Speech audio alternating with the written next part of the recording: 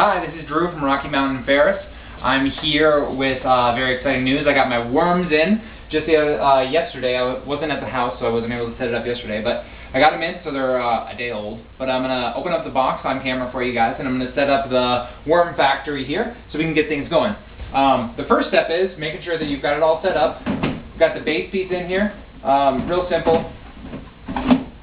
This is the drain piece, and I've tested this to make sure it holds water so it's not going to leak anywhere. You're going to put your first tray right in top here.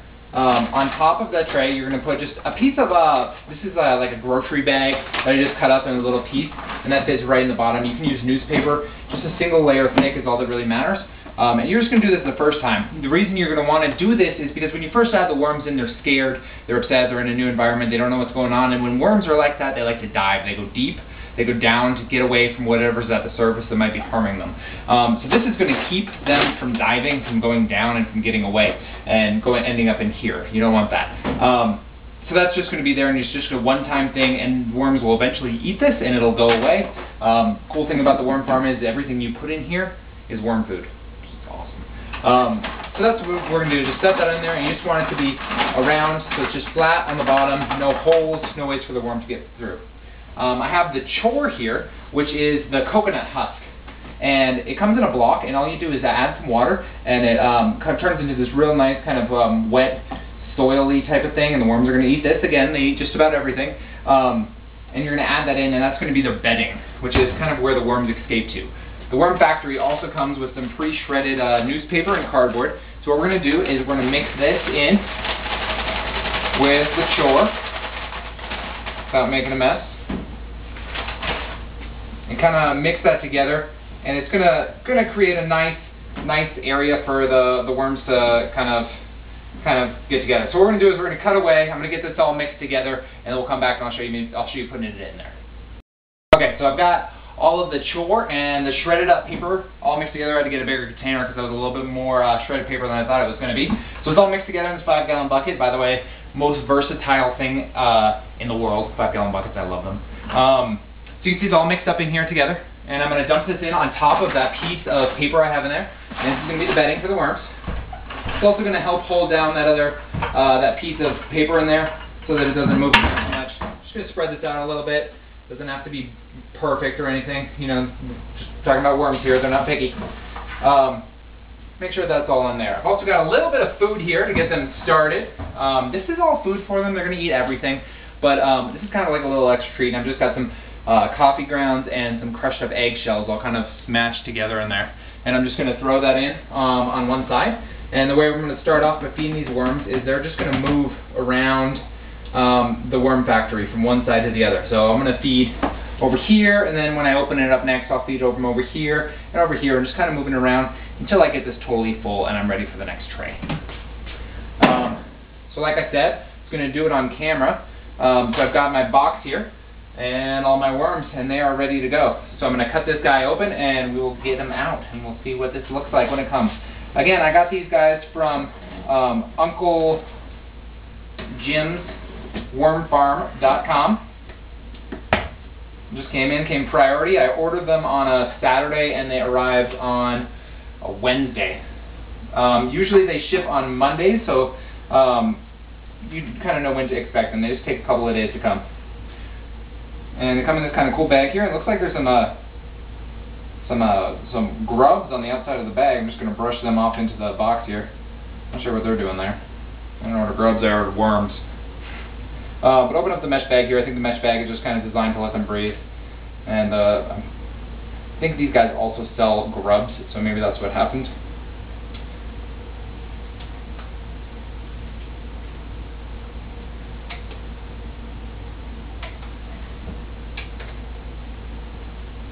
And it's unfortunate I don't have chickens, because those guys would be some really good chicken food. So opening this bad boy up, I'm just going to set the box off to the side here. It's got some good instructions in it. It comes from some newspaper for feeding, worm advisory. Your worms have been shipped in peat moss, some other information about them. They lose about 75% of their body, of their size and their weight when they're shipped.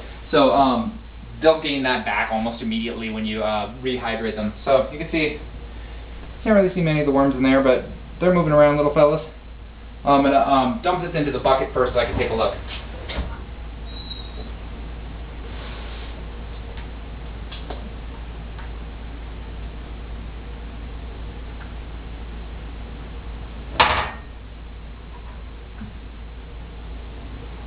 And they're definitely wiggling around.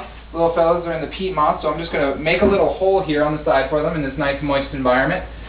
Get them back into a good area where they're going to be happy again. And you don't have to really worry about separating them. They're just fine in a big clump. You know, you don't have to sprinkle them out or anything. They like being in a big area, and you can kind of come in here and see there's a moving around in there. Ew, worms. I ordered 1,000 worms, so it comes out to about ½ a pound. And they're shipped in peat moss again, so that's just going to sprinkle on top, and that's going to be some more food for them. Good place for them to get started. And they'll dive down, get into that moist environment I've created there for them. The next thing I'm going to do here is utilize the bucket again. I've got a whole bunch of shredded up paper here.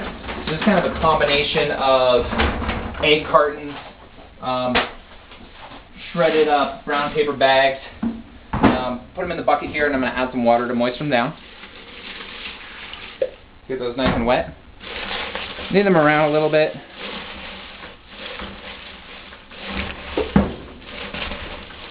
Some more water.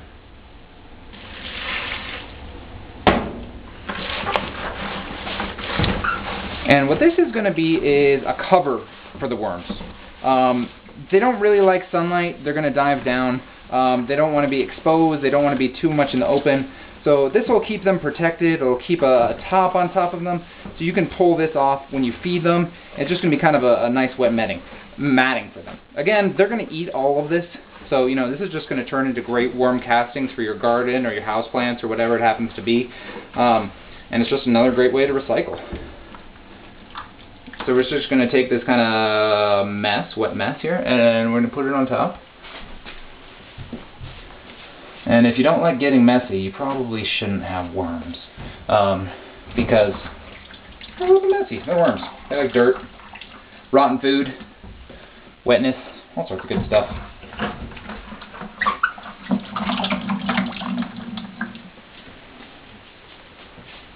And that is pretty much